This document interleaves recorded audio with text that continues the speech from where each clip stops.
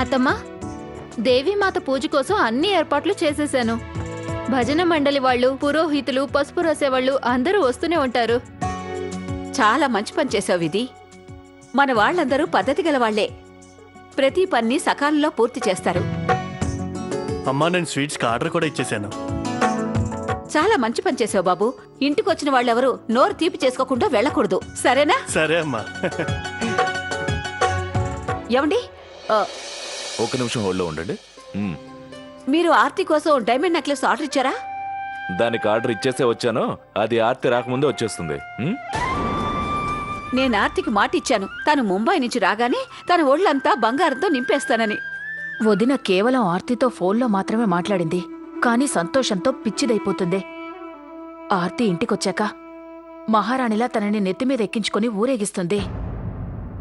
ప్రదీప్, ప్రణతిని రమ్మని చెప్పావుగా? ఒక్కరోజు కాలేజీకి వెళ్ళకపోతే నష్టమే లేదు కదా? అమ్మా, రమ్మని చెప్పానా? సరే.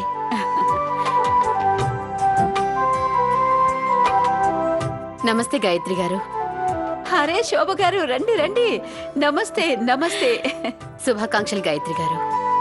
మీకు కూడా నా శుభాకాంక్షలు శోభ గారు. ఏంటి విశేషం? ఈ రోజు మీ ఇల్లు రాజభవనంలో మెరిసిపోతోంది. అలంకరణ కూడా బాగా చేశారు. ఇక్కడ రాజు మహారాణులే తక్కువయ్యారు. ఇప్పుడు యశ్వంత్ గనక ఉండుంటే మా సంతోషం రెట్టింపయ్యేది. ఏం పర్వాలేదు గాయత్రి. ఇక్కడ కాకపోతే ఆర్తి ముంబైలో పూజ చేస్తుంది. అక్కడ తనకి సాయం చేయడానికి జగన్ కావరీలు ఉన్నారుగా. ఆ, మన ఇంటికి మన కోడలు కొడుకు వచ్చే వరకు మన ఇంట్లో ఏ పని చేయడానికి నేను ఒప్పుకోను. ఇప్పుడు ఓకేనా? ఆ. ప్రణతి కూడా వచ్చేసింది. సంతోషంగా ఉండు. సారీ అత్తయ్య, రావడానికి ఆలస్యమైంది. కాస్త ఆలస్యం కాదు, 2 గంటలు ఆలస్యంగా వచ్చావు. పనులన్నీ విదొక్కతే చేసుకోవాల్సి వస్తోంది. సరే, ఈ రోజు మంచి రోజు కాబట్టి నేను నిన్నేం అనలే. వెళ్ళి హారతి పళ్ళం తీసుకురా. సరే.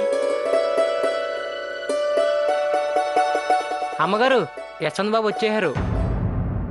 ఇప్పుడే ట్యాక్సీలో వస్తుండే చూశాను.